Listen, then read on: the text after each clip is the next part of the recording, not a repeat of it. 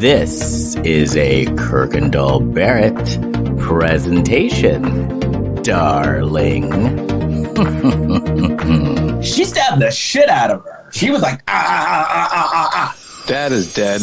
There is a dog. You bought strawberries. Who do you think you are? You buy homemade bread? What are you, QAnon? What makes him happy? Not being in this movie? Not being in this movie. A lifetime of Hallmark. Well, hello, everybody. It is your favorite day of the week. It is time for another episode of A Lifetime of Hallmark, where we talk about movies on both Lifetime and the Hallmark Channel and try to make sense of them. I am Les Kirkendall Barrett. Hello, Jason Bowers. Helps if I unmute myself. Hello there, Les Kirkendall Barrett. And hello, Kurt Fitzpatrick. Hello, Les Kirkendall Barrett, and hello, Jason Bowers. Well, the countdown is on, and this is one of our very last movies until we go into our tax season, otherwise known as Christmas. And Christmas movies will be everywhere. Yeah, not just Lifetime and Hallmark. There's movies on Netflix and Up TV and like even the networks, like the traditional networks are getting into this game. And I'm gonna be honest. The one that I'm most excited about seeing is the Lindsay Lohan one on Netflix. Yeah, I'm excited about that one. Good for her. A comeback. Yes. Or a come down. Kurt does not seem excited about that one. No, I don't know. Well, I'm happy for Lindsay Lohan that she's got it together enough to go to work. Yeah. Don't call it a comeback. Call it a return. Do you think that because Mariah Carey is like a huge Mean Girls fan, but also Mariah Carey really feels like she is the queen of Christmas? Do you think she resents the star of Mean Girls doing a holiday movie? No, because Mariah will always be the queen of Christmas. I'm sure Mariah right now is like sitting back thinking, what am I going to buy with the millions that I make this Christmas season without having to do a thing? She recently, I don't know if it happened, but she was trying to copyright Queen of Christmas or trademark it.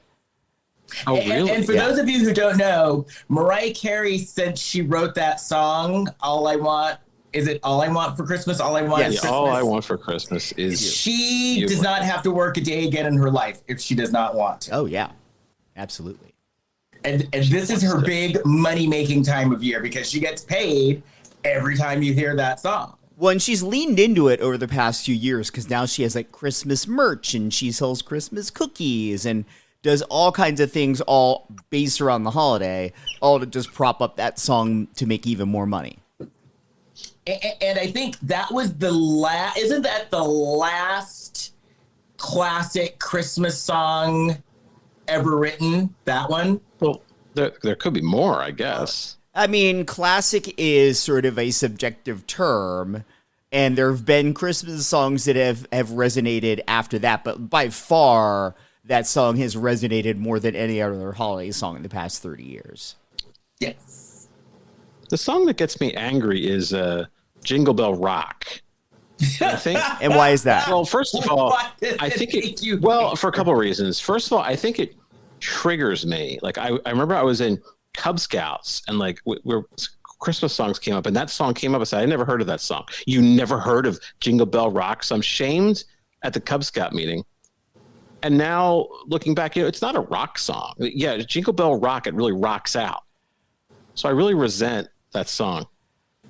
In defense of what's his name, Bobby Helms, is that the singer? Yeah. In defense of Bobby Helms, I think that back then that was like, anything that had any kind of electric guitar in it and that wasn't sort of country music was considered rock and roll, and it was the devil's music. Oh, ooh. I think it's these, because it does have kind of a, what do you call it? It's got a groove to it. You know, I think it's these Cub Scout people. I just connected with these Cub Scout people who, they just what were you, like 7, 8? No, I was a little older. Guess I should have known what Jingle Bell Rock was. I don't think that's your fault for not knowing that song, Kurt. I have a net worth quick because sometimes we do net worth. We look up net worth. Okay. I have one that stumped me. Oh, okay. Okay. What do you think? And this performer's been in the news lately. What do you think Weird Al Yankovic's net worth is? Think it through. I would say 20 million. Yeah, I'd say it's in that ballpark, but also remember this net worth site is never correct. They're always wildly off. What do they claim he made? It was 20 million. You're right. So that ends that game. Why did that stump you? Because, well, look, it didn't. I guess 30 million because he's been around for so long. He's been, you know. But then again, I thought, well, he's never had it. Like Ray Romano's worth 250 million. You know. Yeah. And Weird Al is probably more famous than Ray Romano. Ray Romano had a massively successful network television sitcom that he owned a part of. So that's why he's super rich. Weird Al Yankovic largely made his career off of parodying other songs, meaning he doesn't get nearly the songwriting royalties that, say, Michael Jackson got on Beat It, or that, you know, the writers of like Virgin got for that song. Well, also I think Weird Al makes most of his money from touring, from live. Because I was thinking, he's never had a big hit movie. He never had like a big money maker. He probably did well with record deals years ago because you can't make money from that anymore. Right. So it's kind of interesting. And famously left his label several years back and just produces stuff independently now. Yeah, his last one was in 2014. Yeah. Oh. Anyway, I just thought that was interesting. Oh. Yeah. Well, speaking of money, do you have any Blac Chyna news? Doing a piece of China. China. I'm talking China. The Blac Chyna Report. Here's Kurt Fitzpatrick. Yeah, where do I have it? Got it here somewhere. This was news given to me by a Lifetime of Hallmark cast member, co-host Jason Bowers. Oh. This is from BuzzFeed News. Khloe Kardashian called out Blac Chyna for suing her while she was looking after her and Rob Kardashian's daughter, Dream. So here's a little background. In 2017, Blac Chyna sued. I'm not going to read all the Kardashians' names, but here they are, alleging that their actions led to canceling her and Rob Kardashian's reality show, Rob and Chyna. The 2016 series documented the former couple's tumultuous relationship. When it wasn't renewed for a second season, Chyna claimed that the Kar-Jenners had interfered with their contracts. In May, a jury ruled in the family's favor, and this week's episode of The Kardashians offers fans behind-the-scenes insight into the court case. Chyna was suing for millions of dollars in damages as she accused Rob's family of intentionally thwarting the success of their show by pressuring the network to cancel it. Her attorney, Leanne Ciani, provided text messages and emails sent by the Kar-Jenners saying that the show shouldn't be renewed due to concerns for Rob's well-being after Chyna allegedly attacked him in December 2016. During the trial, each of the Kar-Jenners took the witness stand where they accused Chyna of strangling Rob with a cell phone charging cord, hitting him with a metal rod, and pointing a gun to his head. They also claimed that Chyna threw a patio chair at Rob's car as he left Kylie's house, where they'd been living at the time. This story gets more violent every time we hear it. Now, wait a minute. We've never heard about the patio chair. Probably from the patio. Okay, Chyna denied pointing the gun at Rob and strangling him with a cord. Network executives also testified. Wait, so she didn't deny the patio chair? No, she didn't deny that. I mean, the network executives, they stated they didn't renew the show due to the breakdown of Rob and Chyna's relationship, not because of anything his family had said or done. The jurors determined that the family's actions did not prevent season 2 of the show from moving forward. Now, here's just a little scene here. On Thursday's episode of The Kardashians, Khloe and Kim can be seen discussing the situation with their attorney, with their sister, Kourtney Kardashian, over lunch. During the meal, the family's attorney, Michael Rhodes, phoned Kim to update her on the case, explaining that Chyna had not yet fulfilled her obligation to provide them with tax returns and complete bank records for her damages claim. He also gave the family advice on how to present themselves in court, saying, "You guys have to be straight-faced. Treat it seriously. It's like we're in church. That's how I always tell people." Okay, and speaking in a confessional, Kim expressed her fear that the jury would rule against them. I definitely am really nervous, she said, because I know in a lot of justice reform work that I'm in, when a jury's involved, there's no telling how people will side. Even if people have the truth on your side and you believe in your team, you have no idea what the outcome will be, she added. Chloe echoed this concern at lunch, saying, she's suing us for over $100 million and we're leaving our fate in the hands of 12 random people. What if they hate us? Hopefully they find people that just don't know who we are, Kim replied. Facts are facts. Right is right. Wrong is wrong, Chloe continued. I'm not worried about something I've done. I'm just saying it's going to be stressful and annoying. Okay. Chloe then acknowledged how much time she spends looking after Chyna and Rob's 5-year-old daughter, Dream, adding, while she's suing us, Dream's at my house. Yeah, that's what's so crazy, Kim agreed. You guys still there? Yeah, it's just a lot. It's just a lot. You want to stop now? It's fine. You guys can figure out the rest. Look, you sent this to me. I know. I just think it's funny that Chloe's mad. Like, hey, I'm watching her kid. Like, do you think Chloe's really watching her kids, or do you think Chloe's staff is watching the kids? Banana. I don't know. It's not. What are these people? But still, can we go back to the patio chair? Yeah, because we've never heard about the patio chair before. Because it went from like iPhone cord, then it was to strangling him, to strangle with an iPhone cord, and then we heard of a hit with a metal stick, which turned into a metal rod, which turned into a 6-foot long metal rod. And then we hear about a gun, and now there's a patio chair. What do we think the next weirdly violent thing to be introduced into this relationship is going to be? Well, a mini chainsaw. I just saw that recently. A shoe. Oh, high-heeled shoe. That would do some damage. High-heeled shoe be good. Okay. But I think it'd be funnier if it weren't something so pointy. Like if it were like a crock, but like hit really hard with a crock. A crock pot? No, like a crock of Crocs, the slippery shoes. Oh, the shoe. Yeah. And that would leave a mark on your face, too. Yeah. Do some damage. Yeah, you get slapped in the face with one of those. I mean, at least Blac Chyna is proactive with things. What are these Kardashians? Like, what do they do? Nothing. Like, why do people want to watch them? Like, I don't. I haven't. Like, what's interesting about them? Never understood the appeal of that show. All I know is Kim says, get your asses to work. Like, I don't like The Real Housewives, and I don't watch it, but I get the appeal of that. The Kardashians, I don't understand why people are obsessed with them.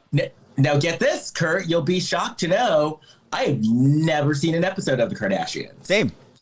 Okay. They're not my thing. No, I don't know. I mean, they are obviously attractive ladies, but they're just so self-involved with how they look that it makes them less attractive. Housewives, I've seen all of them. Just, the wine throwing, the yelling. I love that. Mm-hmm.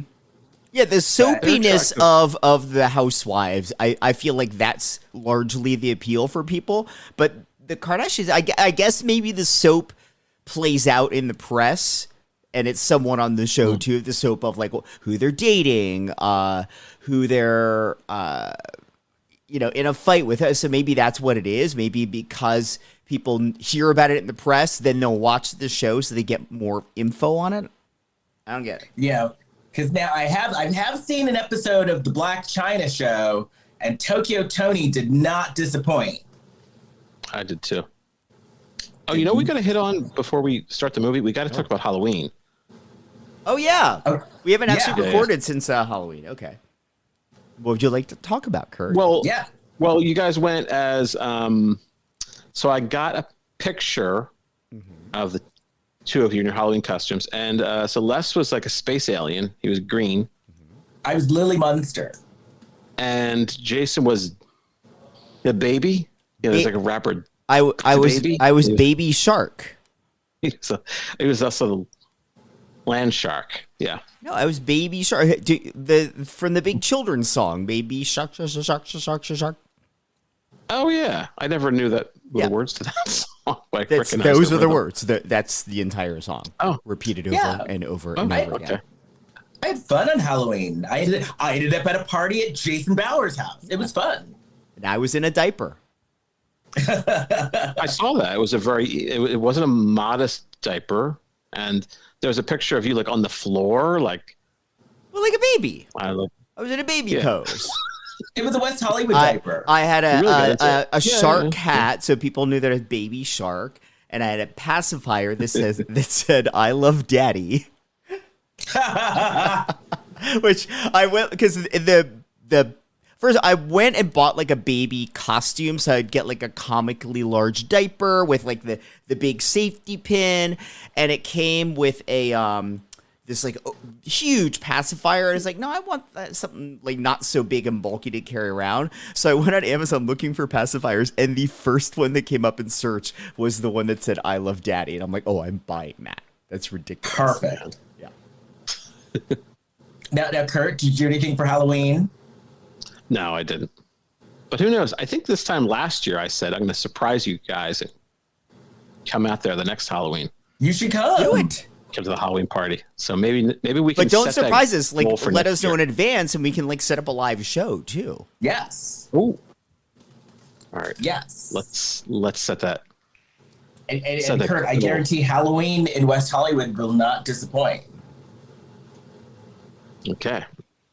You can go as Blac Chyna. I don't know how that would go over. That might be problematic. Well, okay, I'll go as Blac Chyna. Okay. Well, maybe if I wear a mask, that might be okay. Right, or you could go as like the wrong, whatever. Put a black hoodie on. Mask. Yes. Actually, when we all do eventually get in the same room together, I want to do a photo shoot of us wearing black hoodies and of us wearing plaid shirts. So that like whatever week we're like, if we're watching a Hallmark movie, we post the photo of us in plaid shirts. And if we're watching a Lifetime movie, there's a black hoodie. Yes. Okay, that's good. That's good. Yeah, I gotta get myself out of there. Get myself out there. I mean, yeah. All right. Well, I was just thinking of a weird Halloween costume. This might be offensive, but the mask. And so I'm half of me is the Jim Carrey mask guy, and half of me is the Rocky Dennis Eric Stoltz. That's a good idea, actually. I think splitting it with the Jim Carrey one, it like somehow lessens and both amplifies the potential for it being offensive. Right, because I do feel bad for the people who look like the Elephant Man. That sounds like a joke, but it just sounds weird. But no, I don't want to offend. I don't know. I never saw one of those people, but you know they'd show up that night. Yeah, right. That's when they'd come out of the woodwork. But you know, I could consider some other kind of thing. They'd be like, "How dare you, Kurt Fitzpatrick? How dare you? You're canceled." Yeah, that'd be end of May. The end of May. Canceled. They would delete my voice from all the podcasts. So canceled. You guys. But you went in green face, so green people could be offended. Well, babies could be offended by me. Yeah, and sharks, and I don't know. Right, sharks, exactly. Sharks would be like, "How dare you?" No, it was very good. I liked the Halloween outfits. So it was a fun night. Enjoyed that. I'm a little tired tonight because I'm still recuperating. I went to Palm Springs over the weekend for Palm Springs Pride. How was that? It was fun. It was a lot of fun, but I think, you know, the combination of being out all weekend basically and the time change is getting to me. Yeah, I'm sure. I'm exhausted. Yeah. So I guess we should talk about Deadly Garage Sale. Yeah, I like the title. I love the title. Laugh. The title's so absurd, yes. But it is like it actually describes what happens in the movie. Yes. So it's a little ridiculous. It's a lot. My takeaway. We had this was a movie of dumb criminals disgusting, atrocious asshole police detectives. Oh, this guy was the worst. Oh yeah. And hoarders. Yeah. Hoarders. Because Marsha was a hoarder. It's funny. It's like early in the movie, I thought, oh, she's doing a lot of garage sales, and they keep talking about all the stuff she has, but her house didn't look that bad. But as the movie went on, it did seem sadder and sadder, and I'm like, this woman's a full-on hoarder. They should have made that a bigger part of the plot. Yeah, and I agree with you, Jason. In the beginning, I was like, I don't know what the problem is. Her house isn't like that bad. Yeah, it just looked like house. lived in. She's got a teenage daughter. Yeah, lived in. Yeah. By the end, I was like, oh, this woman's pathetic. Yeah. They should have had because I don't know if you've ever known a hoarder and actually gone into their home, but there are it seems common across all hoarders. There's always piles of papers and just stuff strewn everywhere. Yeah. Yeah. And this one I didn't understand because the woman was cute. She was quite cute. Yeah, she's a very attractive lady. I didn't know her character's name for the longest time in the movie, and I had written in my notes that she was like a Lifetime version of Rachel McAdams. Yeah, I agree. I agree. I totally agree. Sorry about that. Marsha, right? You're sideways, but we can hear you fine. Video. But no, she was cute. We got some video problems. Les's image is flipped. I know, it looks like you're lying down. I'm upside down all of a sudden. Boom. I have a little bit of. I'm not a hoarder, but I have a little bit of those tendencies where I had to kind of stop myself at some point because I was always anywhere I went, I would get some souvenir or some kind of crap, and things were building up, and I don't want to get rid of a lot of stuff. I kind of have the same feeling she does. Like, oh no, this has value. I go back and forth between keeping stuff because it's sentimental, and then I'll get annoyed and I just purge a bunch at once. Let's see, here it is right here. See if people are coming to see this. A monkey. Huh? I got a little monkey. It's like Isabella. The doll. It's a Superfly parachute monkey. It says, "Hear me scream," and I got that at a little carnival that was happening around this down the street. Well, I guess let's get started on this. $3 for that thing. How much you paid? It's $3. Well, another thing one of the things that I've learned too from this movie is I had no idea that garage sales were that lucrative. They're not. They're not. They've cited a figure that she makes on average $700 every time she does a garage sale, and she does them often. But she's not the only way you get larger sums of money is if you're selling furniture and stuff. She didn't. It was mostly little trinkets and things she'd find at other swap meets and things. Right. Well, and I think that they bamboozled us because the amount that the first family had in their cash box, that's why I was like, oh my God, you can make that much at a garage sale? Yeah, they may have sold a couple things for $100. I don't know. Yeah, I mean, what could you have sold though? That's what I'm saying. You've got to have bigger ticket items to be able to make that kind of money. If they really had to unload something, they sold a flat screen TV, but I don't know. Get some money for that. So we start out, and guess where we are? We're at a garage sale. Held by Frank Zappa. Right? He's like a swarthy Frank Zappa. Yeah. This guy was sweating it out. And it's very busy. It's very busy, this garage sale. It's like a Hallmark heroine. And Frank Zappa Light, the guy, there's a woman, there was a young lady there checking things out, and he was checking her out. Oh, yeah. She was very attractive. Very hot. Yes. Yeah. And, she's looking at things, and she's, he's asking her, is there anything you like? And she's like, oh, look at these lampshades. And then she's like, are you selling anything inside the house? And he's like, oh, you bet. I got something inside the house for you. Yeah, she thinks that she's down to clown. Yeah. And so she's wearing, she has like a belly shirt, Daisy Dukes. Like she was dressed for summer. So when she was kind of flirting with him outside, she was she noticed when he eyed her and she kind of smiled, like she was using it in the moment. Right.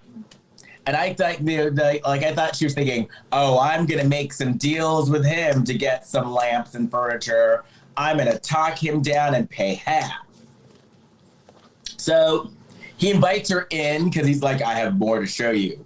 And they go in the house, and the house is immediately creepy. And they go down this creepy hallway, and even though they're in the middle of the day, the house all of a sudden gets darker than It was so dark. It was like nighttime. Yeah. Yeah. And they're walking down the hall, and I'm thinking, uh-oh, this can't be good. Young lady, what are you doing? And so then they get to the bedroom, and it's like this old-fashioned four-poster bed. And then he's like, what do you think? And they're looking around. And now, what was 1912 vintage? The lamp. Because he brought her back there a short lamp. And I thought that was such a funny thing to say. Because, if it's over 100 years old, if he said vintage, like, that wasn't implied by the fact that it was from 1912. Right. And so, it belonged to his dead mom. I see dead people. And so she's looking around the bedroom, and meanwhile we see this younger guy walking around the yard sale just looking at stuff too. It was very hot. Very hot. Yes. And so then we cut back to the bedroom, and Frank Zappa Jr. is like, or whatever, poor man's Frank Zappa is senior. Like, Sweaty Swarthy Frank Zappa. Swarthy Frank Zappa is like, you can touch it if you want. Yeah, that wasn't Dweezil. That was the OG. So OG? Yeah. So then we cut back to the hot guy outside, and he looks at the cash box, which didn't look like it had that much cash in it. No. And he picks up the cash box. He runs. He starts yelling. The girl inside the house hears him yelling, and she's like, I gotta go, bye. And runs out of the house. $2,400. Yeah, they hop in the car, and it's like $2,400. And that's why I was like, oh my God, you can make that much at a yard sale?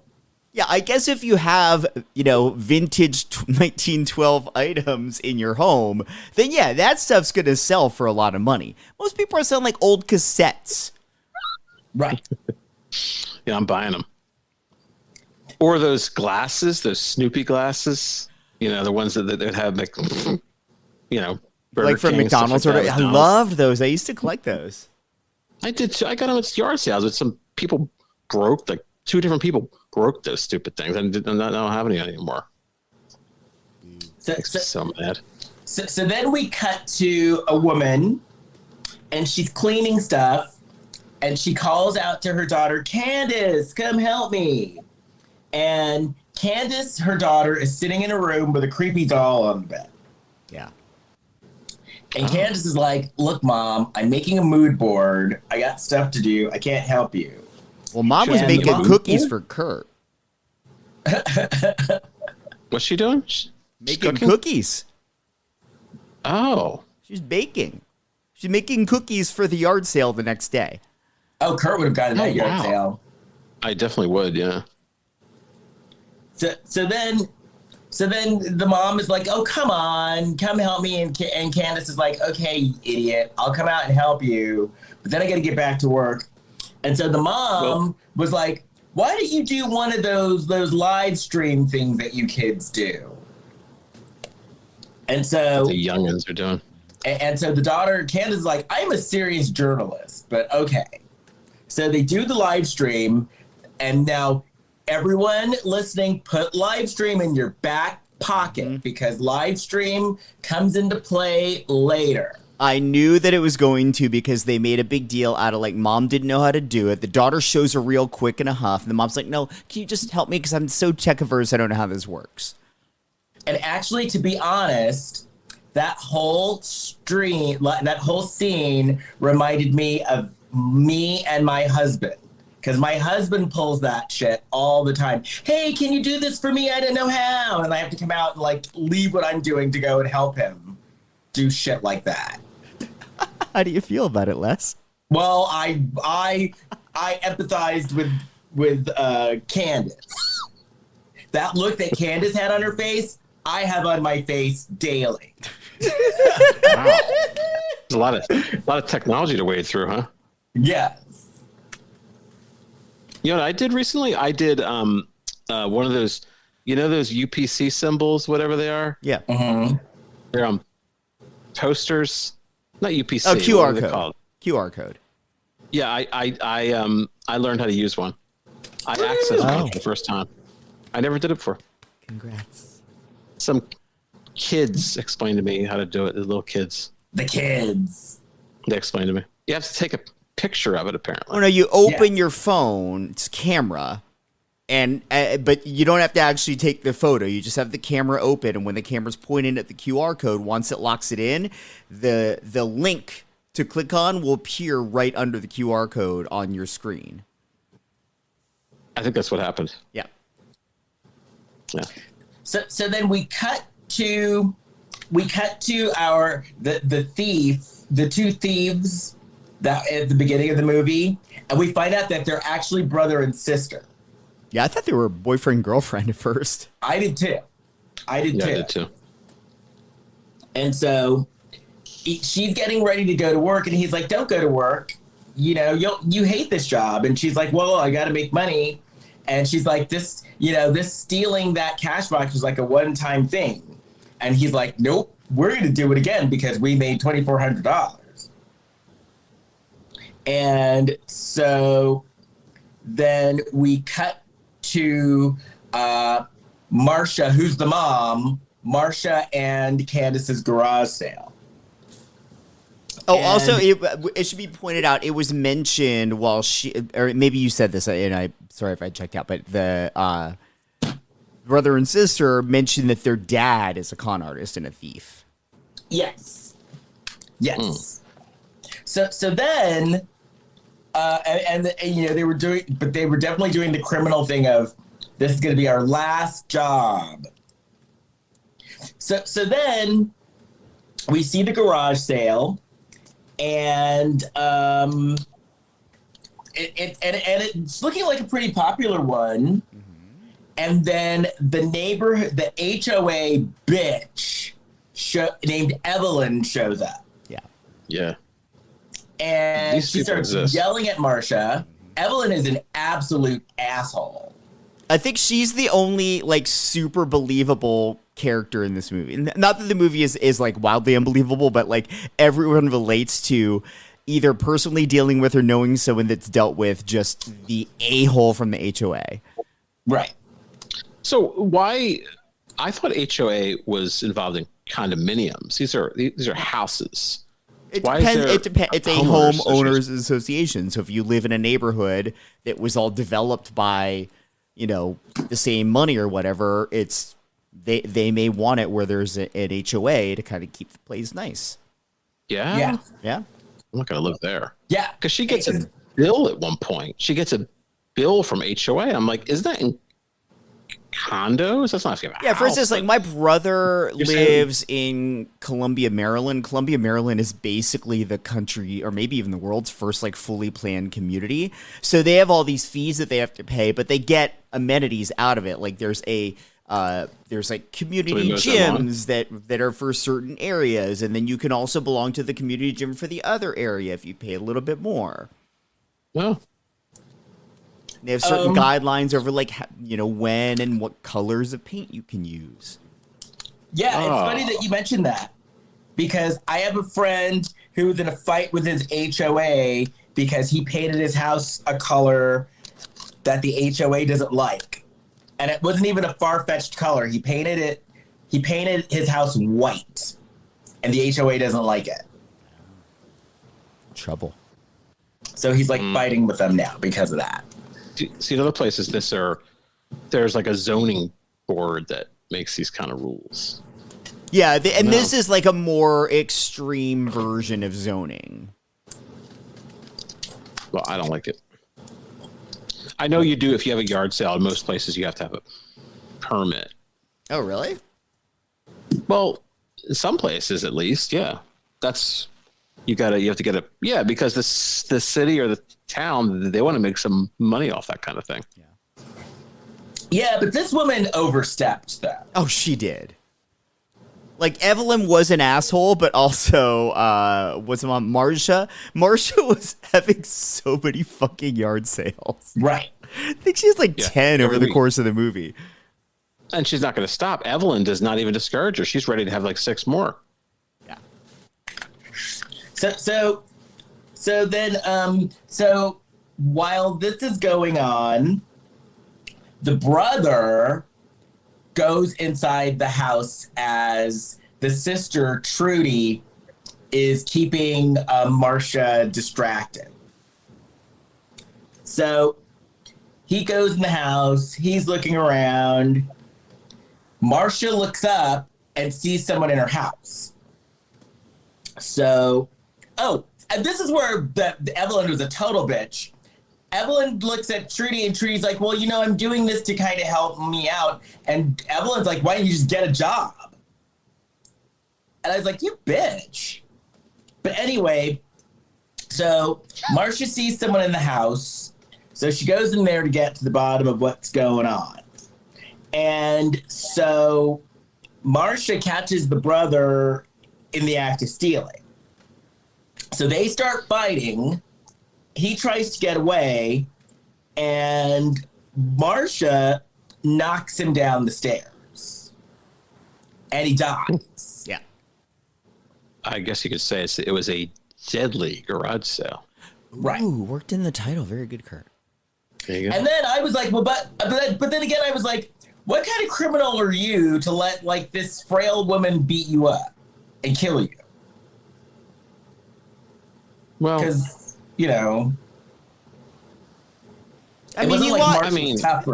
wasn't like she like dealt a deadly blow to him. She pushed him and he kind of fell back and lost his footing and then fell down a flight of stairs and hit his head. Okay. And I also don't understand what we're dealing with. They're choosing to be criminals, and they're, robbing yard sales. That's a real long game. Yeah. It really is. So I guess you could age into it pretty well, though. The older because they were you would say like they were probably early 20s. Yeah. You could do that long into your old age because the people will be even less suspicious of you. In fact, maybe it's a good thing to get into when you're older. It's a good. I'm going to keep that in mind for my retirement years. So a yard sale stealing. Yeah. You're going to just go to random yard sales and be very excited about getting a fully intact Hummel figurine. That's right. Monkeys. Hey, you want to buy a monkey? No, I'm not. I would never steal from a yard sale. So then the cops show up, and Trudy just sneaks away. She gets in her car. But you're a cat. Oh, it's my cat. My cat's pissed because we were gone all weekend. Hey, shut up. Shut up. Les is grumpy. Anyway. Everybody in the house is getting shrapnel. So Trudy looks in her brother's wallet, and we find out his name is Pete Smith. So then the cops show up. Trudy drives away. The cops are absolute dicks. These are the worst cops I've ever seen on Lifetime ever. Yeah, it was really bad. And he had like a punchable face too. Hey, shut up. Hey, quiet. Anyway. So he shames her. He started shaming her.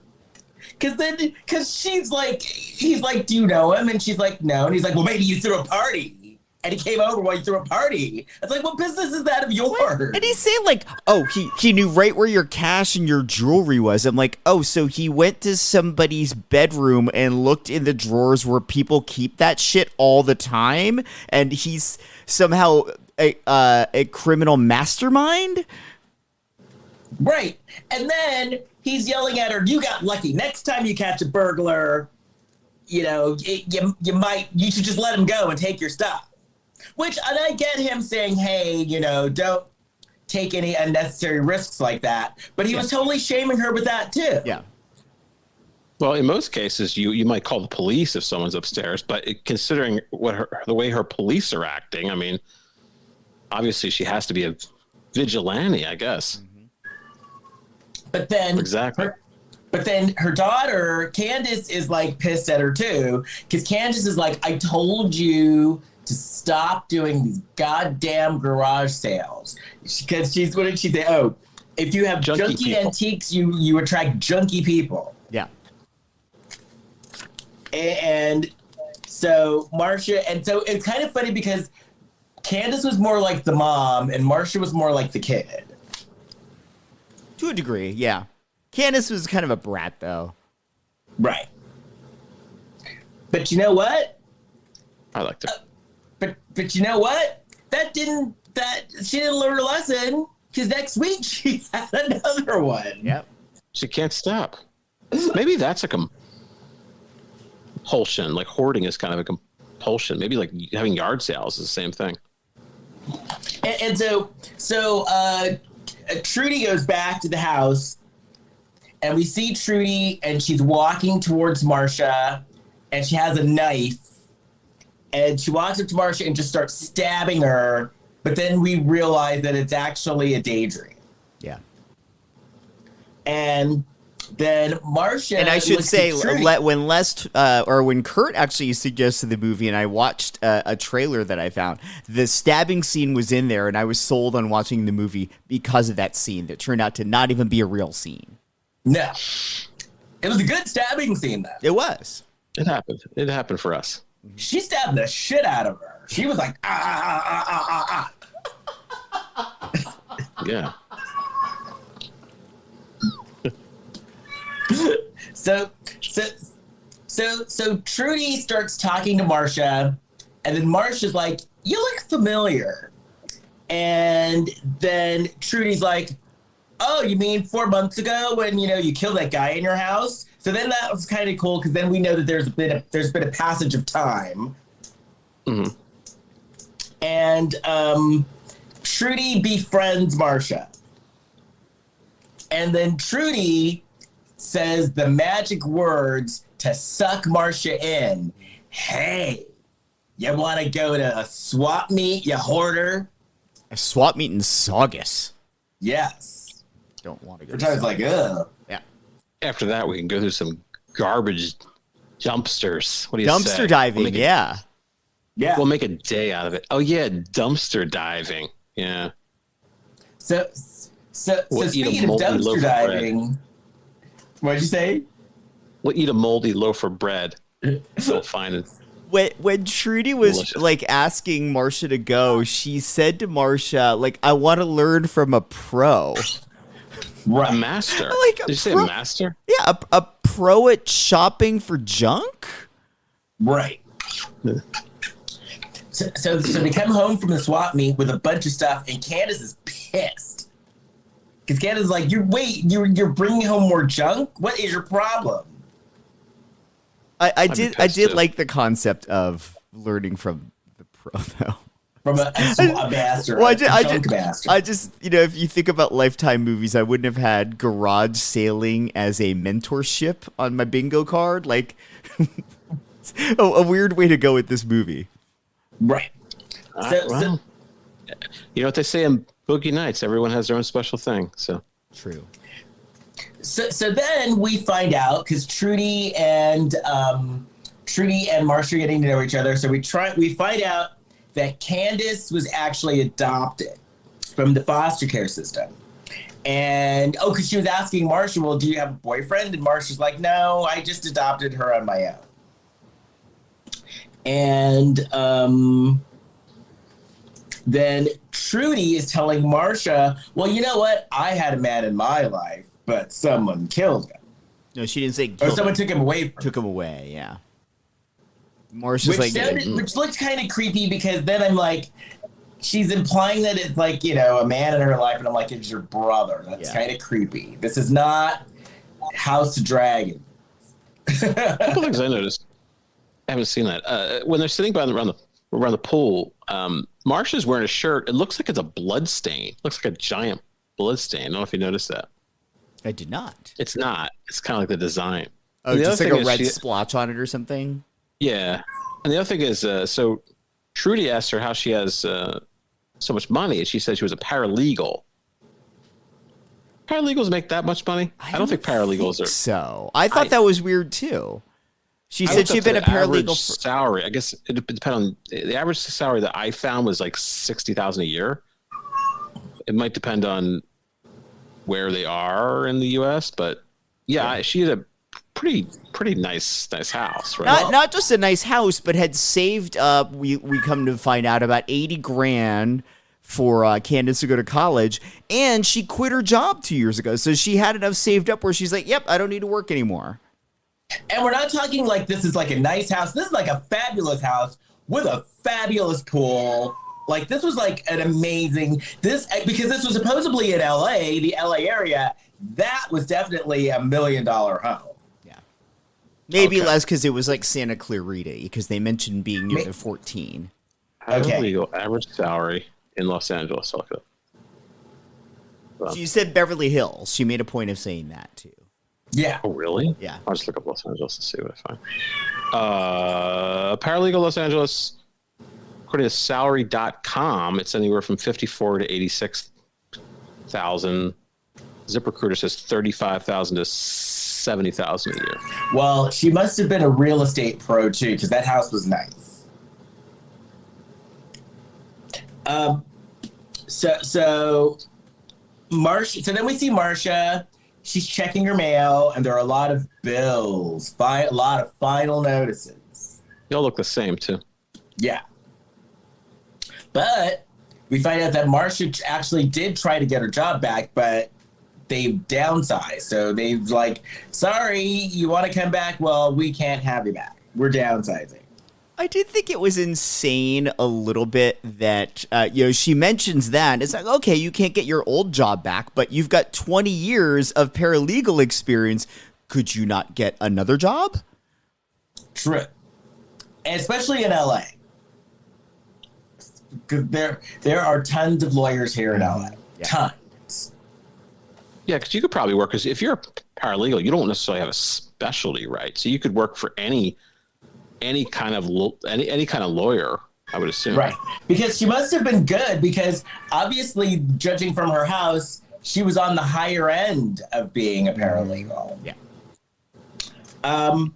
So she's like, well, we got to do something. And then she had an idea. Ding, ding, ding. I know what we'll do. We'll have a series of garage sales. Mm-hmm. 6 more. Yeah. And then Trudy's like, you know what? I'll help you.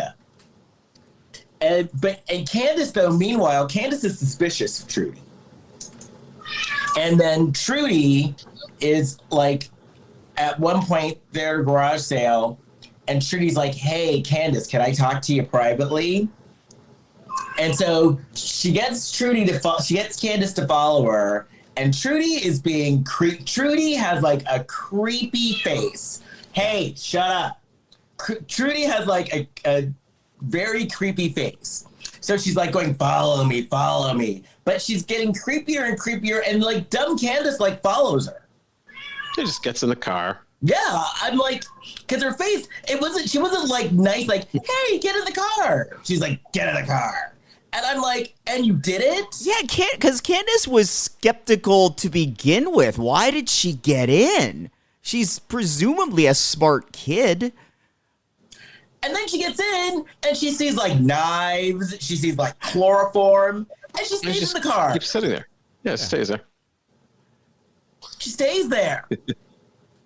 And then Trudy gets in the car. She wanted to know what was going to happen next. Right. Because I thought Trudy was going to kidnap her for sure. And then Trudy gets in the car, and Trudy's style is like, she'd say something like really mean, like, you know what, I gotta talk to you about something. Yeah, Trudy says, she's like, I want to do something to change your mom's life. Right, and she said it in her gruff voice. Uh-huh. And then Candace is looking scared. She's like, I want to build her an office. And she just totally changes personalities. Well, there's this dramatic music playing up to that too, like dun dun dun dun dun dun dun dun dun. And everything's just happy. And then Candace is like, oh my God, is that what you want to do? I thought by looking and seeing this knife and this poison in the back of the car, I think you were going to poison me and kidnap me. Yeah. And then Trudy said, so why didn't you just continue sitting there? I didn't lock the door. And Trudy was not wrong. Oh, you know who Trudy reminds me of? It just dawned on me. She looks like an evil Abby Jacobson for Broad City. Ooh, she does. Yeah. Oh, okay. So then we have like an office building montage, and then we're at another garage sale. Wait! Very important detail here. The office building. So what did we skip? What did I skip? Oh, during the cleaning of the office, Trudy finds a list of all of Marsha's online passwords. Mm-hmm. That's going to come in very handy later. Yes. So then we're at another garage sale, and a hot guy shows up who we know, who Jason and I have met in person. Yeah. Yeah, who he looked familiar to me. He was the wrong blind date. Oh, okay. Yeah. And Jason and I were at our friend Meredith Thomas, who was in, like, I'd say probably almost all of the wrong movies, had an event, had like a charity event. And so she had some of the stars. It was a screening of The Wrong Blind Date, and she had a lot of the stars from the movie at the charity event, and he was one of them. And we met. He was a very nice guy, actually. We sat there with him and the guy that plays Santa all the time. Yeah, actually, we still need to get him on our show. Sure. I have his phone number and everything. I need to follow up with that because we met him and then I left town to go work, but I still need to like get a hold of him and get him on our show. For sure. Dude, he was super duper nice. Yeah. It's kind of funny how sometimes people that play the villains turn out to be like the nicest one. Because they get that playing the villain is fun on camera, so they enjoy their work. Yeah. So he shows up and he's like, hey, I want to buy some things. And Marcia is like, woo! Yeah. Marcia's into it. He's hitting on her. He asks her out. But wait, she gets mad at him. She says, oh, wait a minute. You have a Christmas store and you want to buy all my Christmas crap and upsell it. 10 times as much. Right. You want to sell my little elf from Rudolph the Red-Nosed Reindeer who wants to be a dentist, and you want to sell him for like $150. And he says, no. He says, my sister's house flooded and all her Christmas shit was in the basement. So I want it all.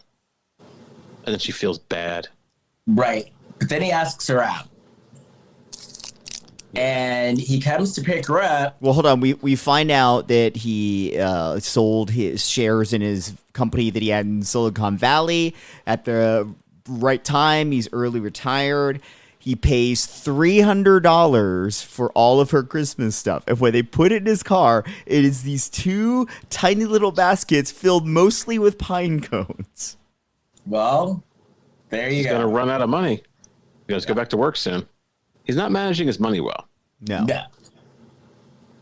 So they make a date. He shows up early. And he's talking to, she's still getting ready. So he's talking to Candace, And he's like, so Candace, what do you want to do? And she's like, I want to go to college. I want to be a journalist. I want to start a podcast. Well, she wants to go to Stanford so she can have a podcast. Yeah. Right. I'm like, is that what it takes? That's not a logical plan. That's a terrible use of your education. No, I didn't go to Stanford. That's a lot of money to start a podcast. Stanford education. Yeah. Who's her guidance counselor? So probably that Frank Zappa guy. When the mom arrives, she looks effervescent. It's like she's. I do love the idea of that guy being her guidance counselor. But he's like sweaty and shirtless at school. Yeah, I could see that. He's like, do your homework. Go to Stanford, you can start a podcast. If you want to keep working in yard sales, I suggest you go to Princeton. Right. That's where you get that yard sale degree. Yard sale.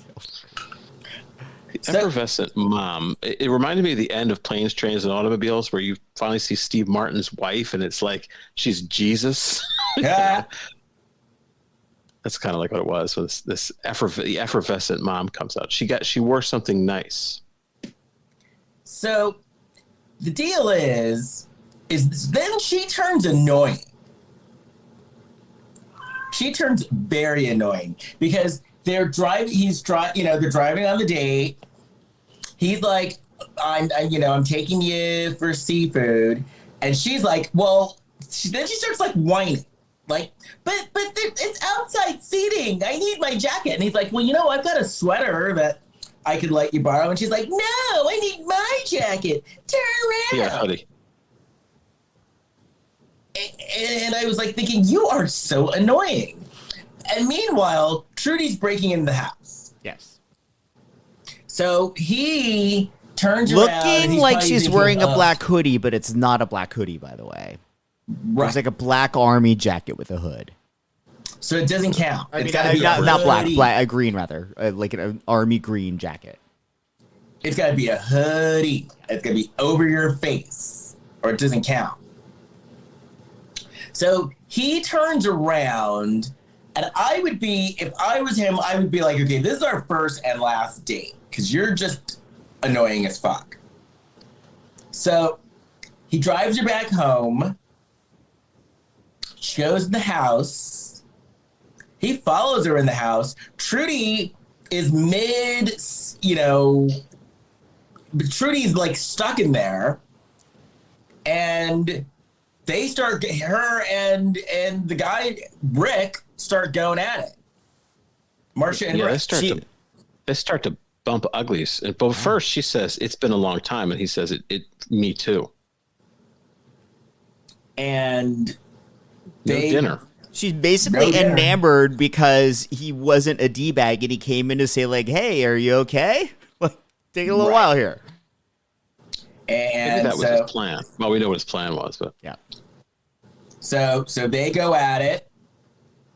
I hope he brought rubber.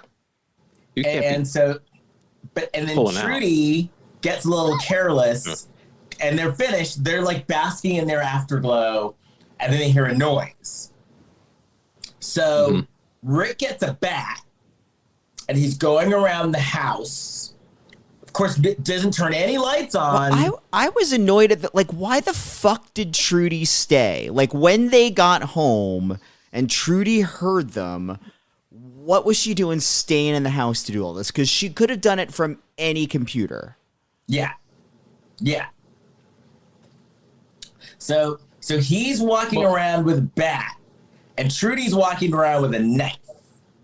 And so they're kind of walking around, but not bumping into each other. And so finally they walk up on each other, and they both look at each other, and he looks at Trudy and says, "Did you get everything?" So they were in cahoots. Yeah. That was a twist I did not see coming. Oh, I did. I thought it was because I noticed that when she said when they're in the car and she said let's turn around, he was kind of reluctant. So I thought, oh, he might be in on this. He wanted her out of the house. So yeah, he's like, did you get everything? And she's like, yeah, I got everything. And we find out he's her dad. So we don't find that out there. Did we tell the audience, our listeners, what she got? She drained the college fund. Yes. Oh, and this is the part I thought was funny too, because he goes back in the bedroom and he's like, oh, you got mice. And Marsha's like, okay, well, let's have sex again. Well, you got crabs. No, you know what? It didn't take. They got it over with pretty quick the first round, because in the time it took for Trudy to use the computer, they got their first. The first round was complete. Well, it has been a while for both of them, so maybe just like, What? Maybe it was, it happened very quickly, is what I'm trying to say. Yeah, that's what. Yeah, yeah. They basically get their body parts out, and immediately they're done. Right. But then they were going in for round 2. Right, that would last longer. Apparently, round 2 went well, because the next morning, Candace comes home and catches her mom as Rick is doing the walk of shame out of the house. Yeah. And Candace is like, are you serious? You slept with him on the first date? And Marsha's like, oh, relax. But she tells her there's not even any dinner, so this was just a straight up hookup. And then she tells Candace, look, I haven't had sex in 8 years. It's a very long time to go without. Mm-hmm.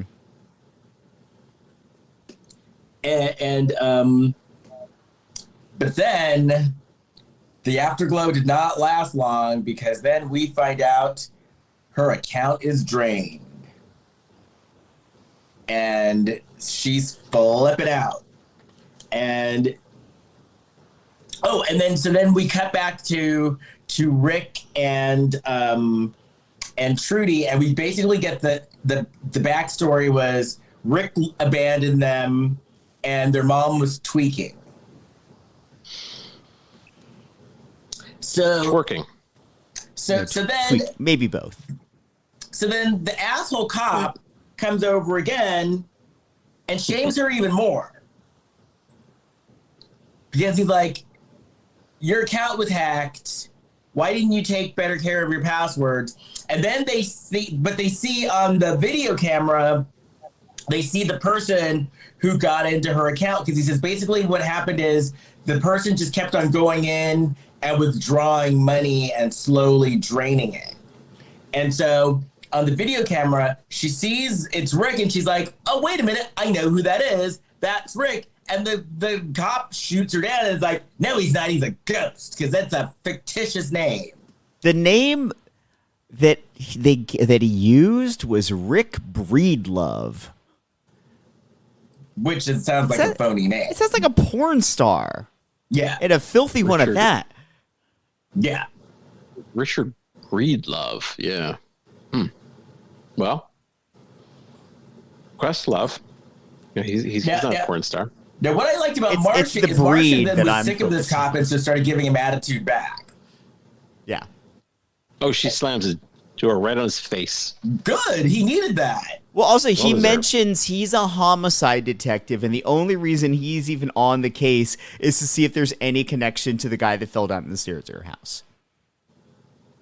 Yeah, I loved it when she shut the door in his face. So now so they're so broke, she has to have these yard sales now. She has no choice. Yeah. So they're having another yard sale, and then Evelyn shows up, and now this time Evelyn was like way out of line. Actually, up until the near the very end, she wasn't, because we hadn't seen Evelyn for the past 5 yard sales. Evelyn let it go for a while, and now she shows up again. So Evelyn's like, I'm shutting this down. You're getting a fine. This is over. We're sick of your shit. But then Evelyn breaks something and is a total bitch about it. Like, oops. Did you break it on purpose? I think so. Even if she didn't, the oops was kind of a middle finger to Marsha after she did it. And then she's like, oops. And then Candace is like, oh, yeah, I got your oops right here. I'll show you oops. and goes and pushes her down. Yeah, just shoved her to the ground. It was awesome. Which was great, because I'm like, that's what you get. And so, but then Candace made the mistake of yelling, "I'll kill you!" Why? I'm like, okay, people, why? Don't yell that. You just hit them. You don't yell, "I'll kill you." She vows to kill her, and somebody catches it on camera. You know, you say things like, "You see, bitch, that's what you get for smack talking." You say something like that. You don't say, "I'll kill you." Yeah, you don't do that. And so Trudy was like recording the whole thing on her phone. And Marsh is like, "Hey, stop recording." So then we see Evelyn. She's walking back home. Trudy's following her. The next day, or the next night, like at 2 a.m, Trudy goes back to Evelyn's house and stabs her and kills her. Well, first she like meticulously had like a replacement towel. She had like plastic bags to put evidence in. She strips down to just like her bra and panties and stabs her so she's easier to clean herself off. But this is the part that kind of baffled me. Because then she hopped in the shower with her bra and panties on and starts like washing off. She's like taking a shower with the bra and panties. She washes it. She actually gets the blood out of the bra and panties. Which are white, by the way. Yeah. I would have just done it. This is what she should have done as well. I would have done it buck naked. And that way you don't have to worry about getting it. Well, yeah, you don't have to worry about getting any cloth or anything. Right. So I'd be buck. So Evelyn would really be surprised when I jump in the room. It's like a monkey. But Kurt, no, but you're right. Naked, holding a knife. You should do it, because then after she did that, she put her clothes on over the wet. Well, I guess it wasn't wet. It was supposed to be wet. She put the clothes on over the bra and panties before she left. I'm assuming that was both a consideration of this is airing on somewhat regulated television, so you can't show nudity, but also maybe, there are like moisture wicking like workout fabrics that do kind of just wash right off and they dry real quick. Maybe. But I thought that blood stained everything. Like, I thought you can't get blood out of anything. I don't know. So this is good fabric. Hints from Heloise would suggest otherwise. So I think there was a detergent that you could get blood stains out. Yeah. But when you use I don't want to Google how do you get blood out. Yeah, you don't know what you're gonna get. No. Well, this kind of no, actually that's true. You don't know. But wouldn't you think like apple cider vinegar, maybe some club soda? Yeah. But she just did it with like soap. Yeah, it's just washed it out. Yeah. It is unusual. I don't usually take a shower with my clothes on, but no. So then but she was cleaning the floors. Oh, she was great. She did a good job. That house was spick and span when she was done. The bad news is you get murdered. The good news is you get your house cleaned. Mm-hmm. Right. See? So then the asshole cop came over again, and this is where he was really just a dick. Because he's like, "So, where were you last night?" And Marcia was like, "Well, I was asleep."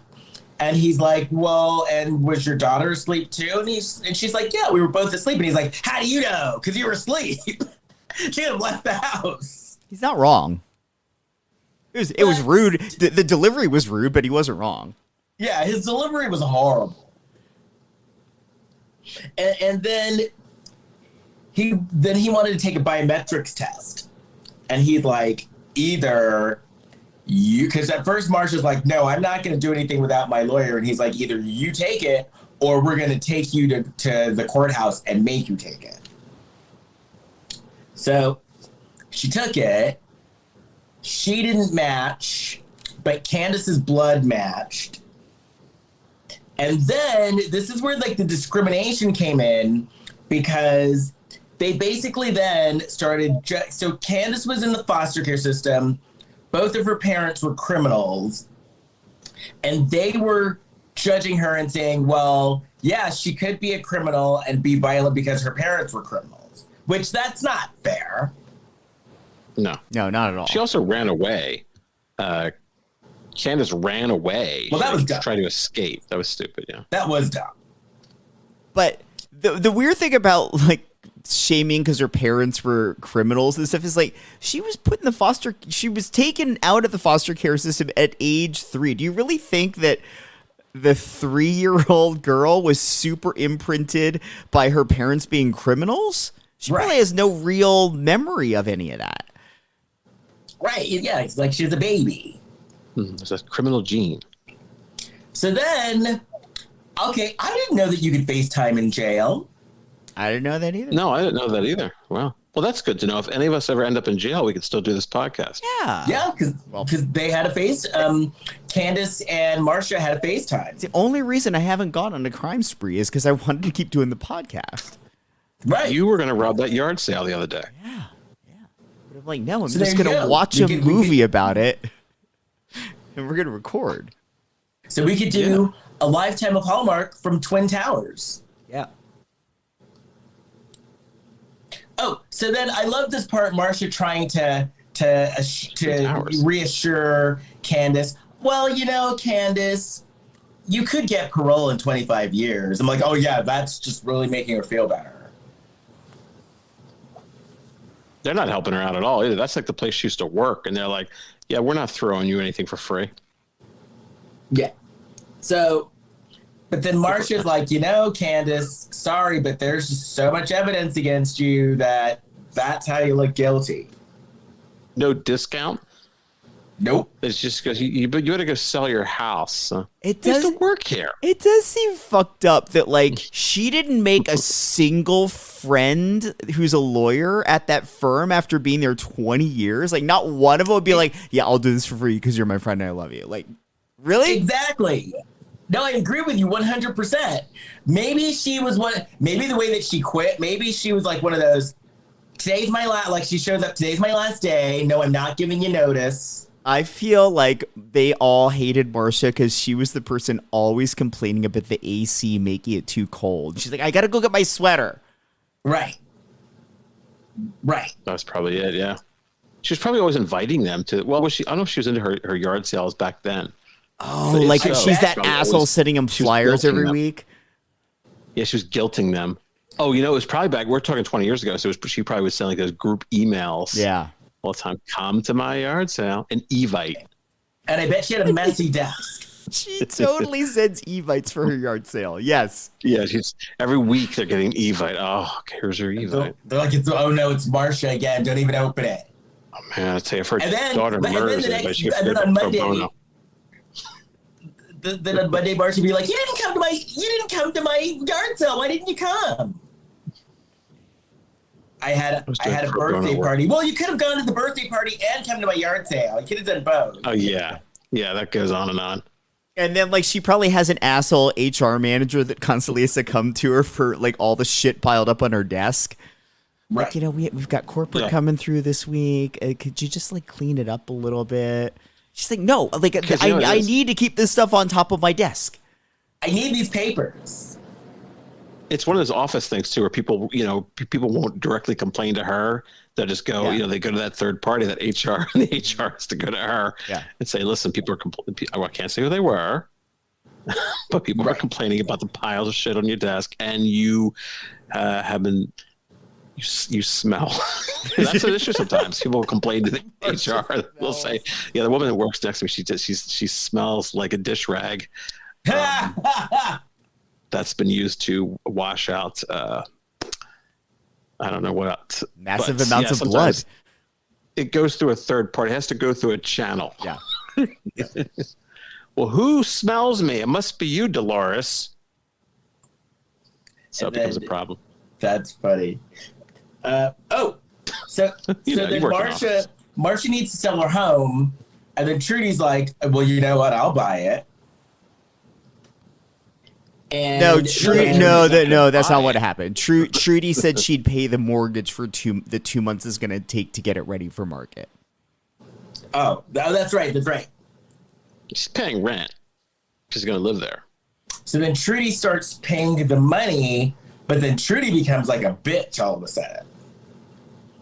And like Trudy starts doing things like making her throw stuff away. And if it's stuff that she likes, if Marcia was like, no, I like this, Trudy would be like, throw it away.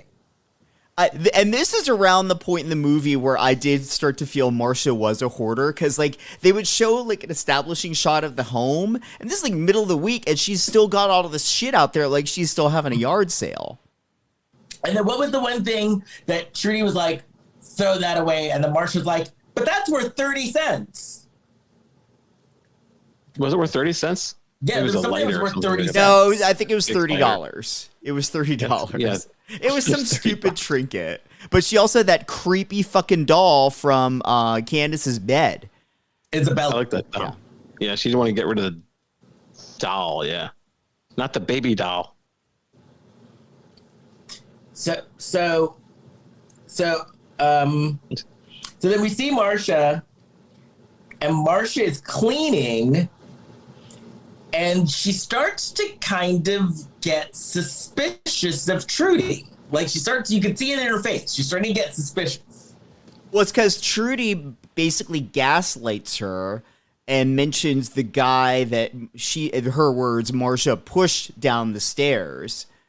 Because like Marcia was mopping that spot where there's like a stain from the blood still. Right.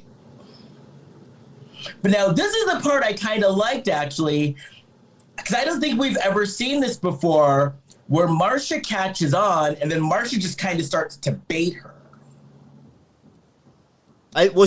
She baits her at breakfast, right? With the eggs? Yeah. Yeah. Because Marcia's like, you know what?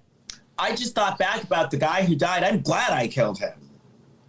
I was looking around that kitchen table. I was like, well, are there knives at the table? Has she scanned the table before she started this act? She was holding a butter knife while she was doing this. So then Trudy gets in the car and drives away. Then Marcia's following her. They go to this rickety house. Another car drives up. Marcia was trying to take a picture of it, but she couldn't get her camera to work in time. But then she sneaks into the backyard, and we see Rick and Trudy, and Marcia sneaks into the house. And then Rick and Trudy are talking, and Trudy says, I want 70% of this house. And I don't know how Marcia thought she was going to get away with it, because I could see her being outside trying to film them, but by actually going inside and sneaking around the corner. Yeah, she basically would have needed to be visible to them if they're going to be visible to the camera. And listen, audience, it's not if a you're going to reality sneak show, into a house and eavesdrop on criminals, which is fine, put your phone on silent. They heard the buzz. She should have put it on Do Not Disturb. Right. Put it on Do Not Disturb. They probably, if they saw her filming, they may have gotten confused and thought it was the new season of The Real World they were on. So somebody was filming them. Marcia, I didn't know you worked for MTV. So she goes and runs. Right. So she goes and runs. They catch her. They tie her up. And this part I thought was hilarious, because they're like, okay, we have the papers. You're gonna sign your house over to us. And Marcia's like, oh yeah? Well, that's not gonna happen because you need a notary. And Rick's like, I am a notary. That's his job. Day job. I love that. And she's like, oh, okay. This just dawned on me right now. Like, I've never bought a house or a condo or anything like that, but I know that there is a fuck ton more paperwork than the 3 sheets of paper they had on the table for her to sign her house over to. Yeah. So for listeners, my husband and I live in Los Angeles, but we have a place in Palm Springs that we bought. And I would say that the amount of paperwork that you have to sign is probably the size of a small Yellow Pages. Remember the old Yellow Pages? Yeah. It's that thick. Yeah. There's so many things you have to sign. So many. And this is basically like the size of like a memo sent to staff, and you're just signing off on it. Because she had 3 pages. That's like, I wish it was 3 pages. Okay. I don't remember signing that much stuff. Like I don't know that maybe it's a state by state thing, because in California you do. It could very well be, but I doubt that it was only 3 signatures, Kurt. Okay. Yeah, I don't remember. It was a little while ago. So they tie her up, and then I wish we would have seen more of this side of Trudy throughout the movie, because they tie her up. Trudy goes in the back. Trudy comes back with an electric saw and some plastic and starts putting it on the floor. And Rick's like, Trudy, what are you doing? And Trudy's like, we're going to cut her up and we're going to flush her down the toilet. In small pieces. Yeah, you don't want that. Yeah. I was like, damn. Could you imagine that going out like that? You got cut up and flushed down the toilet. No, that would not be the way to go. Because Trudy's like, we're going to cut her into pieces and flush her down the toilet. Wouldn't that stop up your toilet, though? It would absolutely do. That's why in Breaking Bad, they got they put that chemical, whatever that chemical was, it like melted the body and melted it all down. And that was the chemical, though.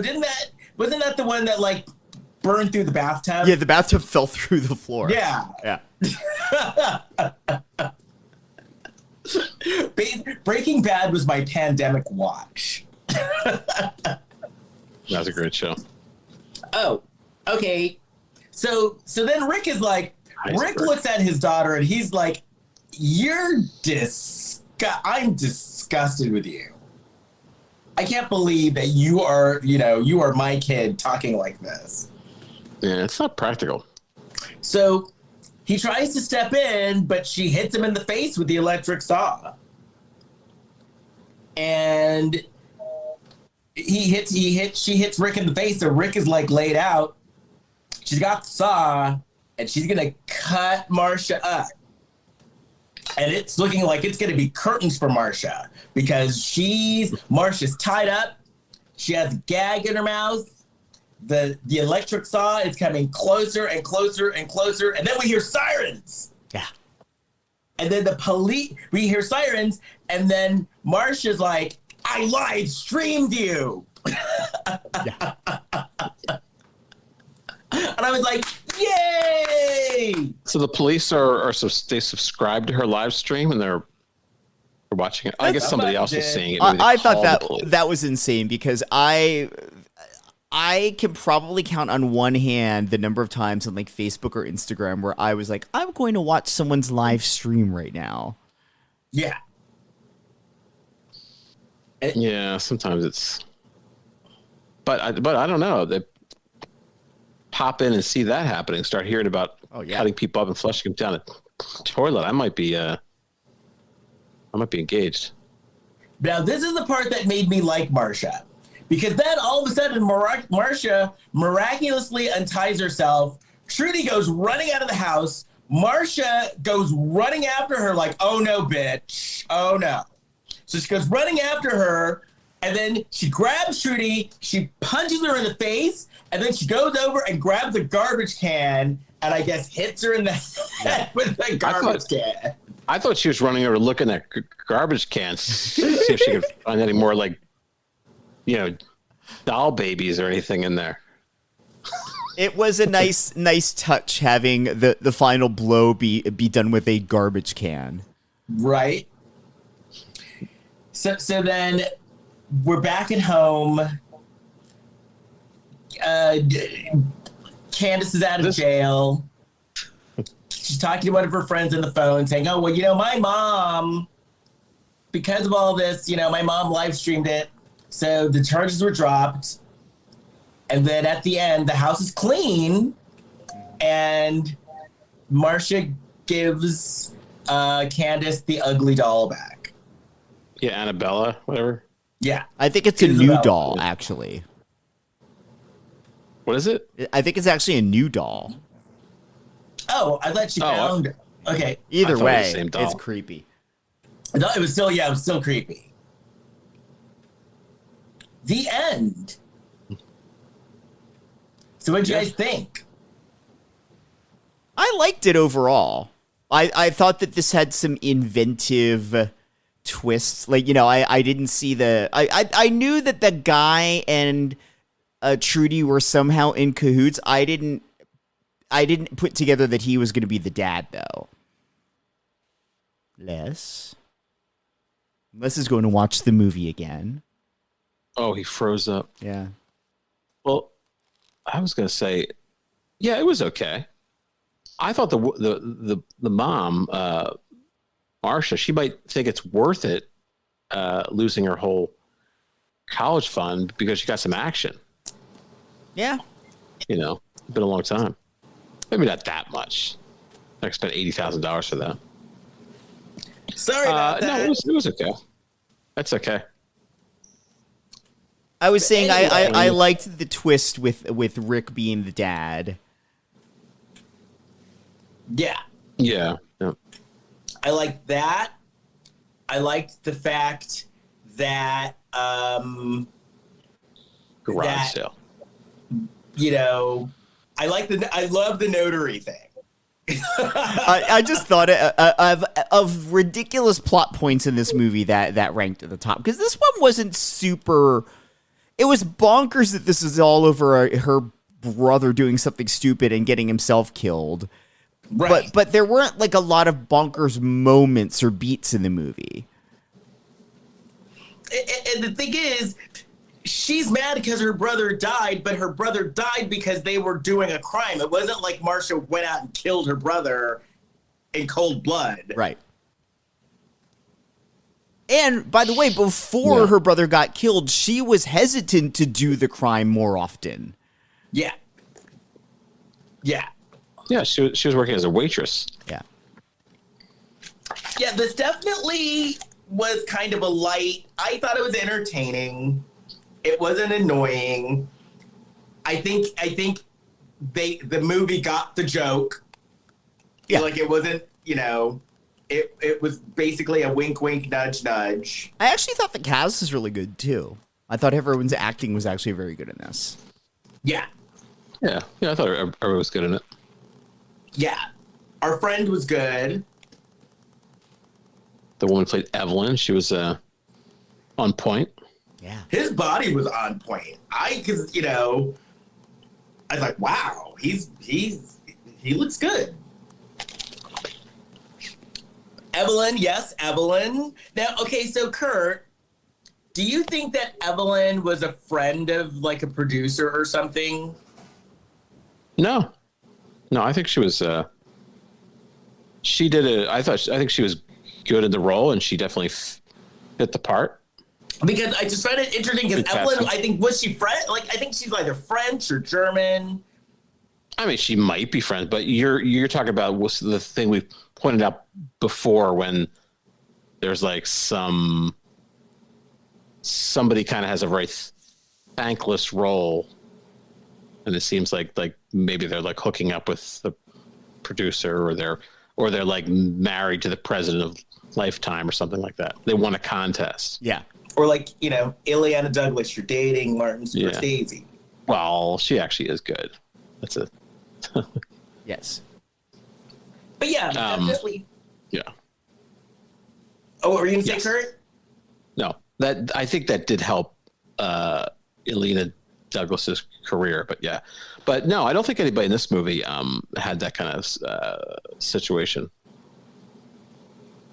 But yeah. Oh, did you see that article I sent you guys with like Eric Roberts talking about how he's done over 700 movies? I saw you sent us an Eric Roberts thing. I missed the headline though. Wow. Yeah, I didn't open it up yet. I have read articles like that before about him. And like now he was talking, like at the time that the interview happened, he was doing like 5 movies at once. Like five movies at the same time. Yeah, wow. Yeah, we heard that before. Yeah. Yeah, we know he's a workaholic. we've talked about this before. He will actually do those real estate videos. Like a real estate agency will shoot footage of a house, of like a family in a house to help, sell the house. And he'll actually work for them. He'll be like the husband in the house that they're trying to sell. 2023 is just around the corner. And I would love for one of our goals for 2023, one of our goals could be to get Eric Roberts on this show. I like that as a goal. Feel like we'd have to pay him. Well, you mentioned Alina Douglas. I'm sorry, I just still. You think though? If he's doing real estate videos and Cameo and stuff, he's probably like, I want to make. If you're gonna take my time, I want money for it. I think he does do interviews. I know I saw him being interviewed by somebody. He is probably contractually obligated to do press for certain projects, but I don't know that this would necessarily count. Well, I'm going to my chiropractor on Thursday.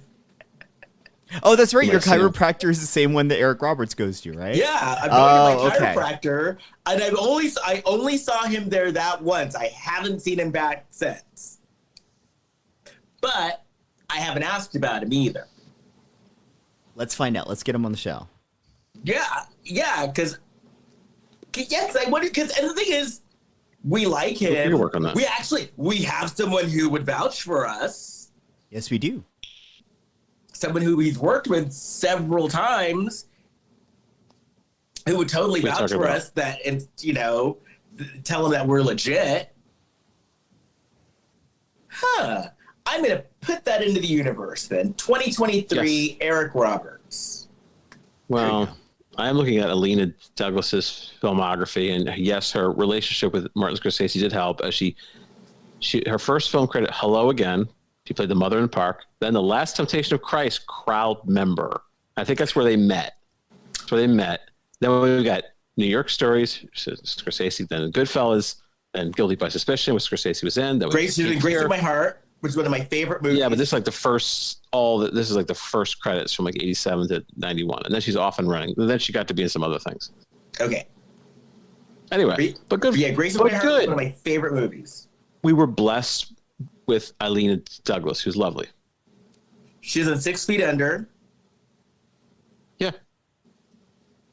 She played the mortician who spilled her beet salad on the corpse. The movie I was thinking about, she was in The Adventures of Pluto Nash. Uh-oh. Oh. Well, everybody has one. The movie I was thinking... That'd be about more than one. Before we started broadcasting, we were trying to remember a movie she was in. It was called Happy Texas. That's the movie that was a big hit at Sundance, and then it actually came out and people weren't interested. Yeah. Well, if you want to find me, you can find me on my website, leskirkendallbarrett.com. Or you can find me on Instagram at Kirkendall or on Facebook at Les Kirkendall Barrett. Jason. You can find all of us on Facebook and Instagram at Lifetime of Hallmark Podcast. And whatever podcasting platform you listen to us on, please rate and review us. Give us 5 stars. You can find me on Facebook, Instagram, Twitter, and I just literally today created a Mastodon account. I am on all of those as Big Shot Jason. Kurt. Mastodon. Yes. That's where everyone's fleeing from Twitter. Oh, that's right. I was wondering what was going to happen with that. Yeah, I'm not much on Twitter, so I'm in a good place. KurtFitzpatrick.com. It's Kurt with a K. I don't have anything lined up, I don't think, unless you happen to see me in one of these murder mystery shows, which is not open to the public. It's like private events. So that's it. And what else? Well, this time next week, the elections will be over. We may need Hallmark and Lifetime. Thank you for reminding me. Cheer us up or not. But I guess that's it. It is. So until next time, bye. Bye. Bye.